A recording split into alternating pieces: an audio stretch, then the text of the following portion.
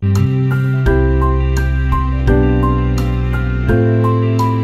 102,2 FM Radio Suara Praja yang pertama dan utama untuk semua.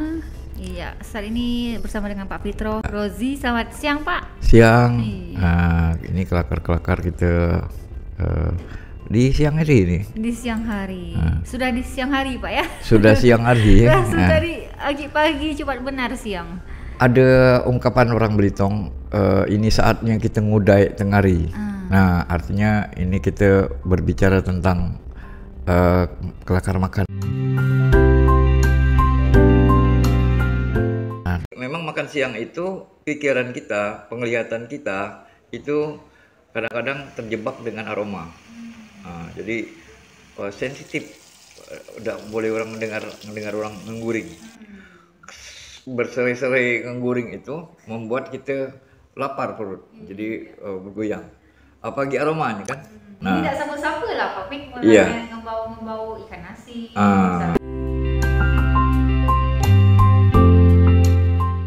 Pas benar kita ini program acaranya Perempuan Punya Kisah nih, Pak Fitro ya. Nah, ada kisah yang menarik mungkin seputar mengolah bumbu. Kadang-kadang kan pengalaman kita punya anak kecil. Iya. Baru udah nyambal belacan, baru udah nutuk bumbu. Ada mungkin trik supaya tidak berdampak banyak zaman orang bini itu kan. Gampang-gampang susah ngguring ikan. Ikan itu kan bercampur dengan air. Nah, air itu kalau bercampur dengan minyak akan melahirkan letupan. Ini harus ada cara-cara yang efisien kan. Jadi, bagaimana mengendalikan nus cumi-cumi, goreng cumi-cumi jangan sampai mancit, muncrat kemana-mana minyak. Ada istilah muat air. Jadi perempuan Belitung ini perempuan yang tangguh di musim kemarau terutama karena pandai muat air. Jadi kalau muat air itu memang tugas dari perempuan. Pas benar kita ini program acaranya Perempuan Punya Kisah nih, Pak Fitro ya. Kisah perempuan bulan puasa. Bulan puasa ya. Oh, luar biasa kan begitu ya. Pagi di subuh hari misalnya Pak, Iya. sahur.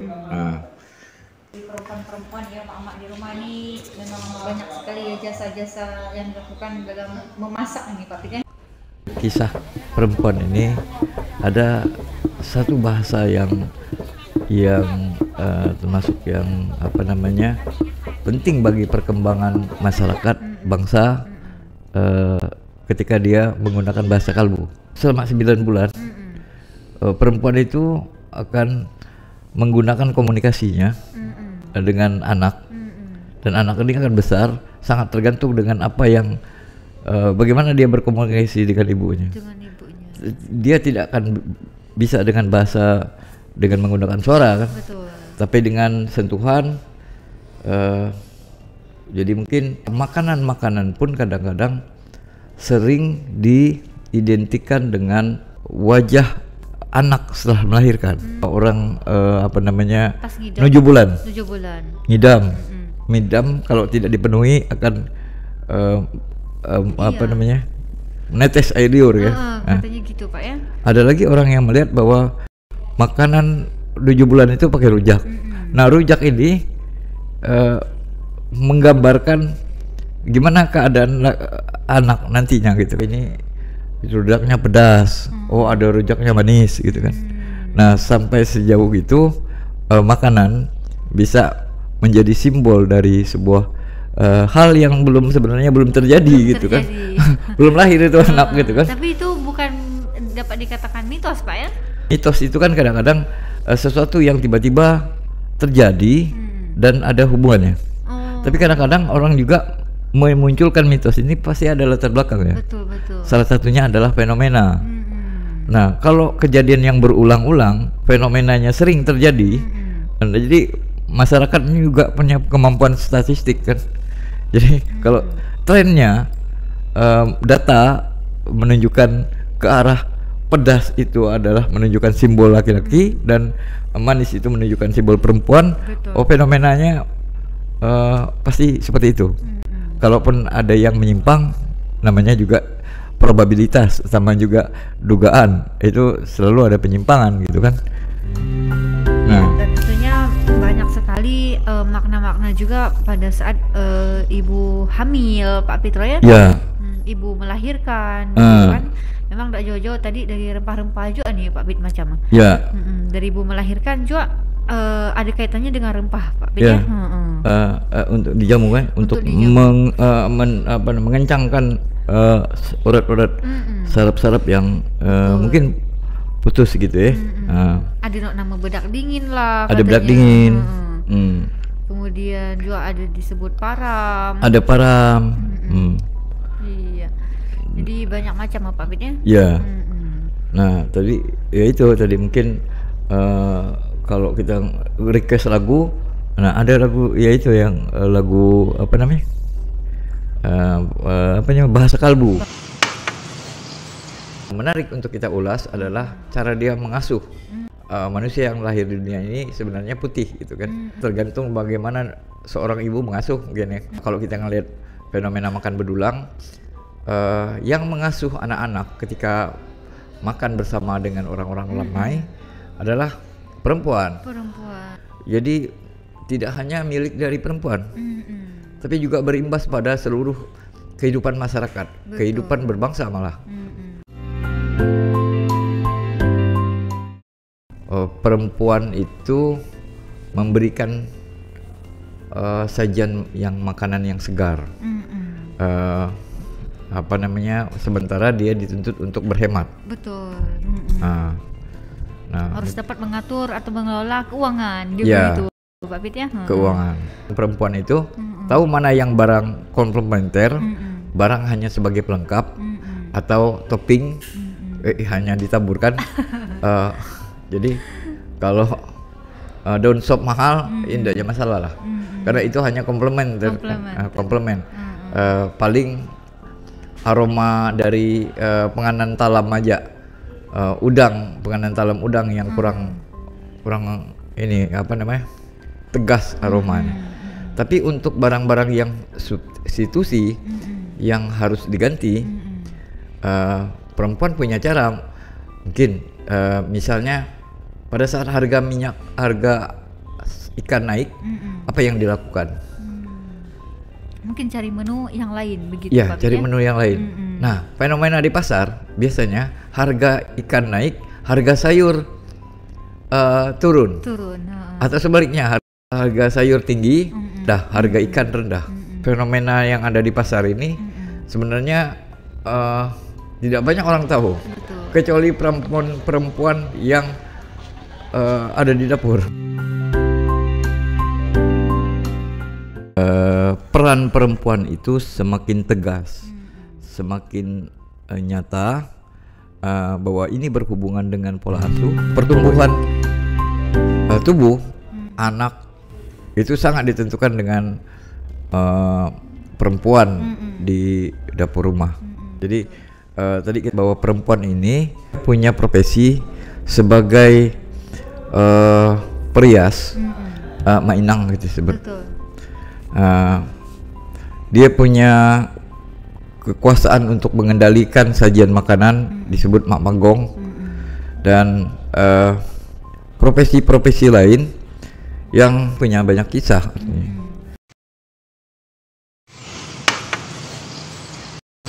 Mak panggong ini juga mungkin lebih tahu juga nih biasanya Pak. Iya, ada yang menarik terkait dengan mak panggong. Sebelum dia masak, ada merinci, mendeskripsikan bumbu-bumbu apa yang akan digunakan. Nah, tradisi itu disebut dengan ngerenca bumbu.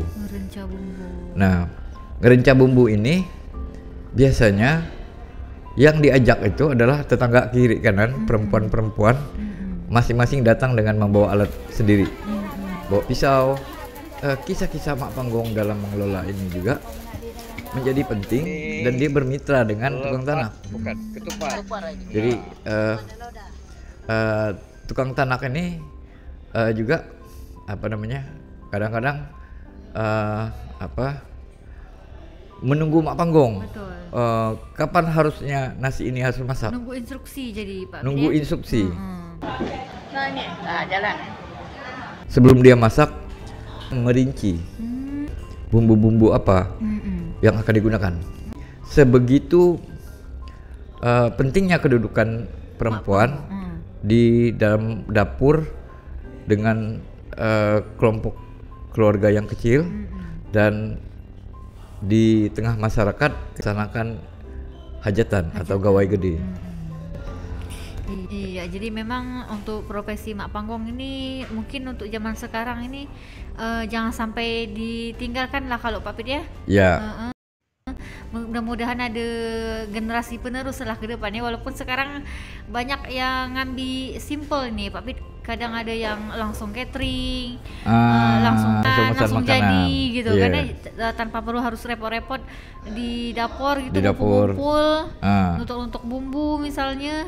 Jadi mungkin itu mungkin ancaman yang keduduk profesi mak panggong ketika banyak catering ya. Ketika banyak catering atau banyak makanan-makanan yang baru sekarang Pak Bit. Iya. Hal-hal yang berkaitan dengan perempuan dalam kedudukannya dalam masyarakat itu ada bahasa ibu, ada ibu pertiwi. Kalau di Minang itu ada namanya pusako tinggi. Itu perempuan itu punya kedudukan karena dia yang menguasai sebenarnya pusaka tingginya itu gitu. Surga ya ada di telapak kaki ibu katanya. Banyak sih Pak ya yang tak terlupakan, terutama dengan makan bedulang kita mungkin salah satu ajang untuk bersilaturahim, kemudian juga mungkin itu ajang untuk mak panggong ini berekspresi nih, mengekspresikan diri, mengekspresikan diri ini sehingga mak panggong ini dikenal dari kampung ke kampung. Betul.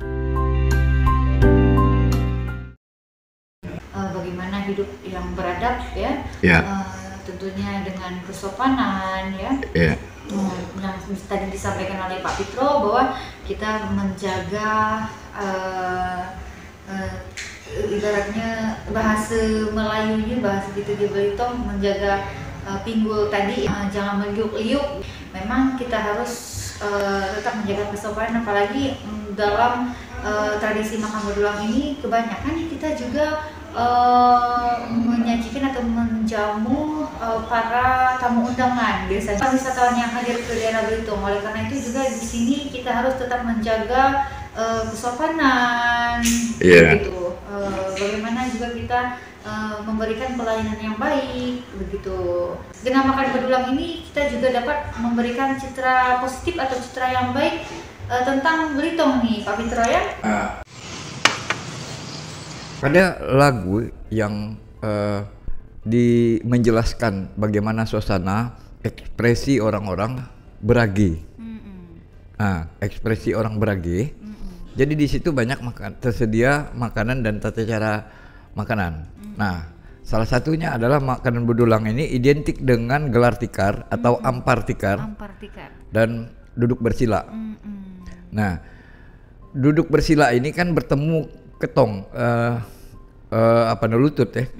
Nah, dengan berlutut itu sudah menjadi indikasi bahwa kita ini membangun kebersamaan.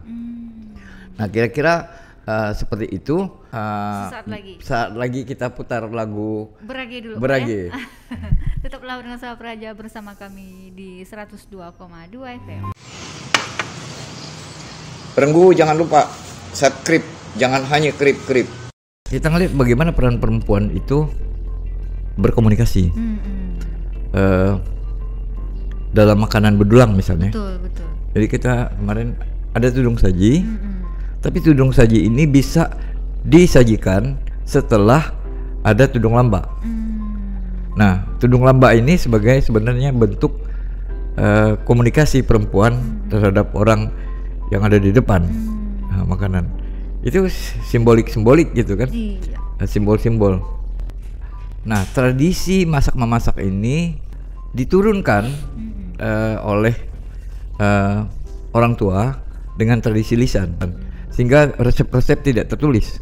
Jadi disampaikan secara lisan begitu Pak? Lisan dengan ukuran-ukuran yang juga paham dia.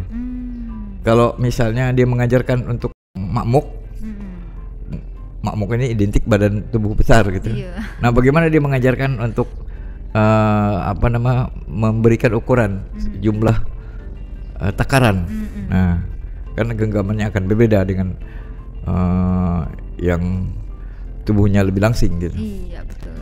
Nah, jadi itu yang membuat perempuan ini menjadi indikator ya, indikator dari sebuah keluarga. Jadi kalau kita ngelihat dalam menyajikan makanan, tadi kan ada ukurannya ketong. Jadi ketong ini, pinggul ini jangan lebih tinggi pinggul daripada tulang yang akan kita bawa. Nah, karena menunjukkan kesopanan.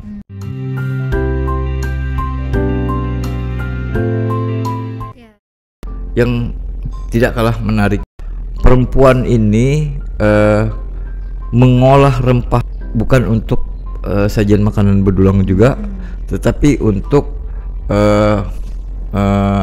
jamu-jamuan. Rempah ini terutama kencur selalu digunakan oleh mak pengguling.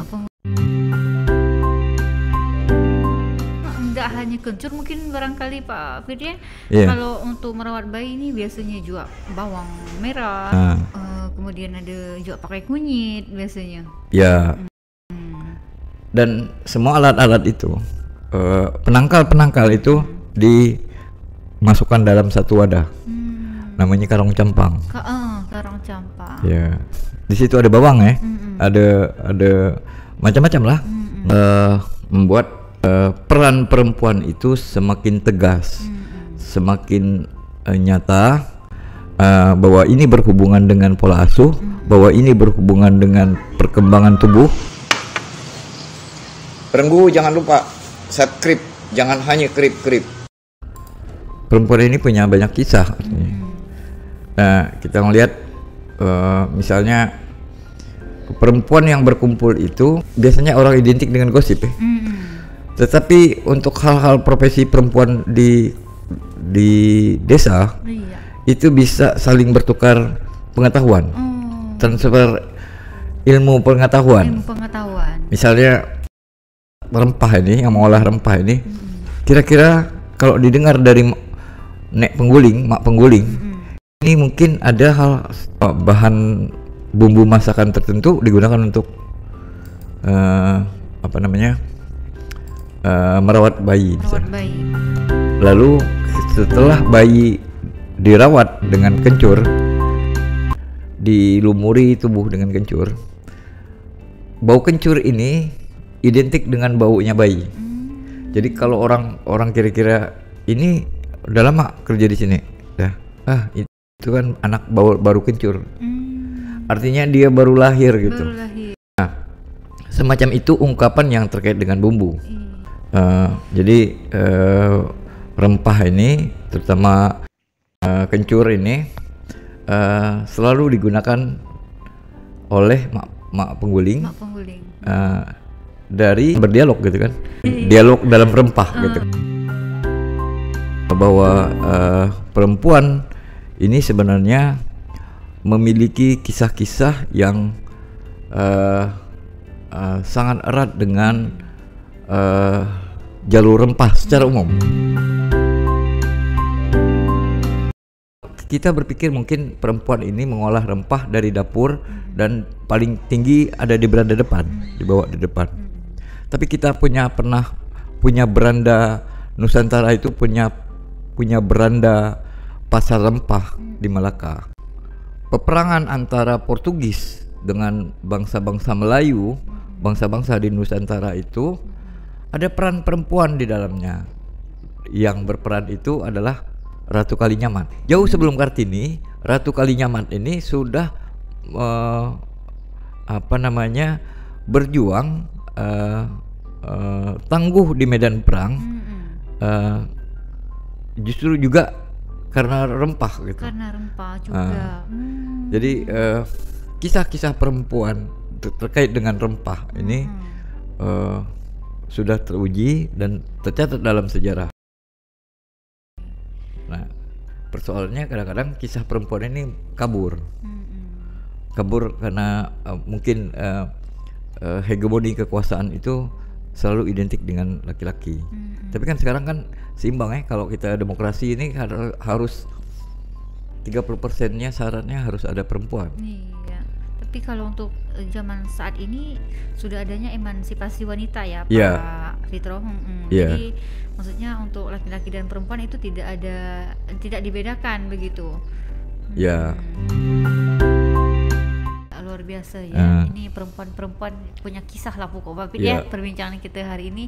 Baik Raja, demikian bincang-bincang santai kita dengan Pak Fitro Rozi dengan tema kita dalam program acara Perempuan Punya Kisah atau disingkat dengan PUKIS ya Pak Fitro. Mudah-mudahan informasi kami yang dibagikan oleh Pak Fitro pada kesempatan siang hari ini bisa mengedukasi masyarakat Belitung ya. Dan tetap pantau terus untuk siaran kami bersama dengan Pak Fitro.